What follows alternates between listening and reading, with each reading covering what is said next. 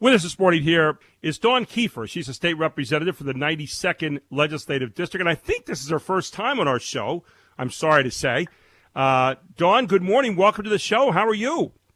Good morning, Gary. I'm doing well. Yes, we're at the northern end of the county here. Yeah, that's exactly right. You're up at you have the Dillsburg area and so forth, so you're up in that region? I have Dillsburg over to Goldsboro, yes. Right. So you have a little bit of area to cover. Well, good morning and welcome to the show. Wanted to get into what's going on just from your vantage point as you're watching this whole thing. And there's a number of different things happening on the state level, for example. One of the things that we're looking at right now is the whole waiver thing and what's going down with that. And your take on that. I know that was discussed yesterday. I guess yesterday was the last day for waivers, if I'm not mistaken. Or waiver application, so to speak. So what's the latest on that from your vantage point? So the last day for waivers was actually on last Friday. Right, This past Friday was the last day that you could file for a waiver. So the whole system was arbitrary. They put out a list. They had to revise the list. There were so many inconsistencies, pockets. For example, you were allowed to continue to manufacture blocks, but you couldn't get the lime to make the blocks. I had a manufacturer of plastic bottles that was shut down, but he made the bottles for pharmaceuticals.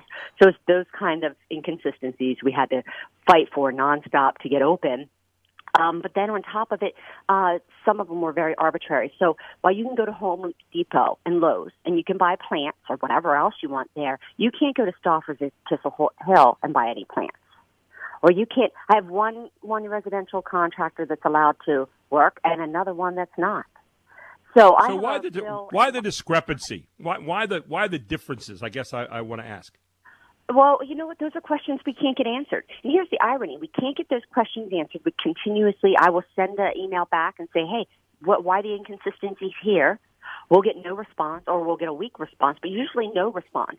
Now, the two people we've been dealing with in DCD, they didn't have time to get back to us with an answer, but yesterday they were calling legislators. These state employees were calling legislators, lobbying them against a bill that I have that would make the system fair. Now, what's your bill? Tell us a little bit about that.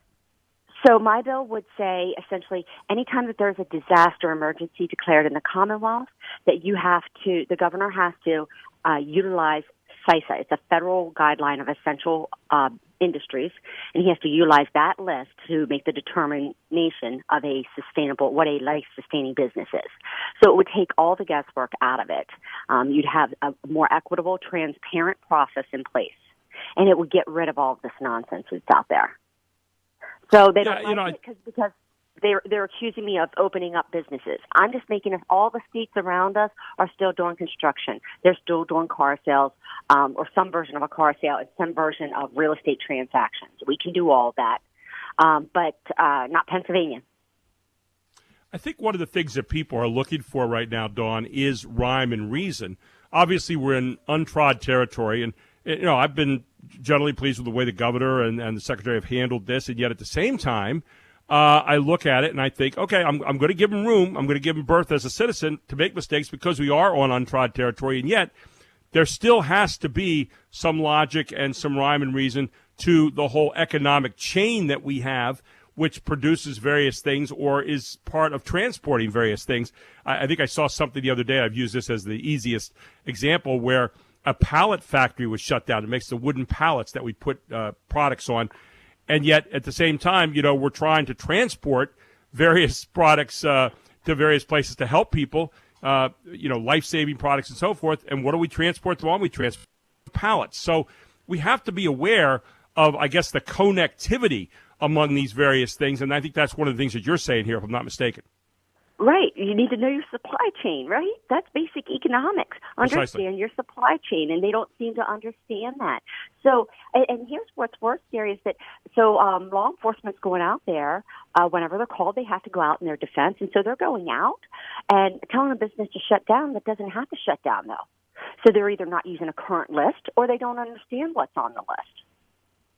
Right. So I've had a company call me and say, "Hey, we just got shut down, and we're allowed to work. We're on the list." Oh, well, sorry, you had to shut down. So I have to call and explain it. What are some other concerns that you have right now as a state representative as a person, as a citizen, just going through all of this at the moment, things that you're dealing with on a regular basis? So things I'm dealing with on a regular basis is my office is just being crushed now with the unemployment compensation. People trying to get on that. So we're over 1.1 million people, the most in any other state in the entire country. Pennsylvania has more unemployment claims because we have the most restrictive business and arbitrary business shutdown. So we're getting slammed with that. We're still getting calls nonstop with businesses.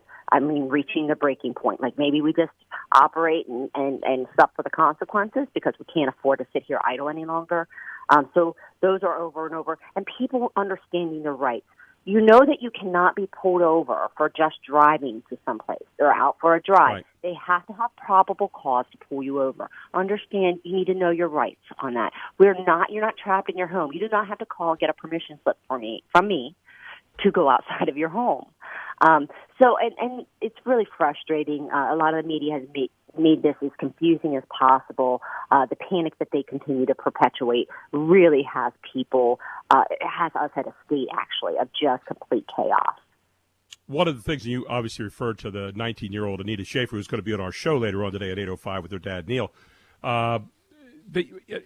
That situation was not done where the policeman essentially pulled her over to enforce the rule. He said she had a broken brake light, which the father maintains, who's a mechanic, that she did not.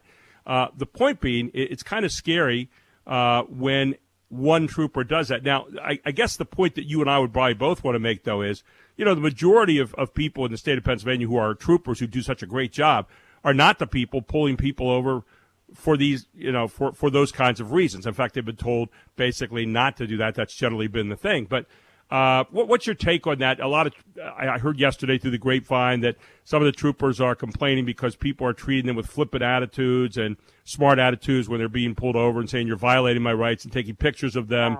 Wow. It's got to be tough for state troopers, but when one person does it, it doesn't spoil the whole box of apples there, but it certainly does raise a specter. About 40 seconds left. Your thoughts? Okay, so that's the climate our governor is perpetuating here. So it is unfortunate. I agree. And that may be why the police officer acted a little more aggressively, because they were being so flippant with them. I mean, there still needs to be a respect there. There's a fine line, but the governor set that up. So now he's put our businesses and our police officers against each other, right? We have a national night out that we do every year to show our community strength. How's that going to work going forward? I mean, the tension is high, and we have to walk a fine line here. And our law enforcement already has a difficult job. Certainly, we don't want to make it harder. I will say that was a rogue officer. That's not what I'm hearing is being done across the board by state troopers. So that is an anomaly. That is not the norm. So, I mean, we certainly need to be respectful of our law enforcement, but at the same time, you also need to understand your rights. Dawn, really appreciate you taking the time to be with us this morning. We'll be checking in with you again later. Thank you so much for what you're doing, and be safe. Thank you. Take care. Thank Bye-bye. you.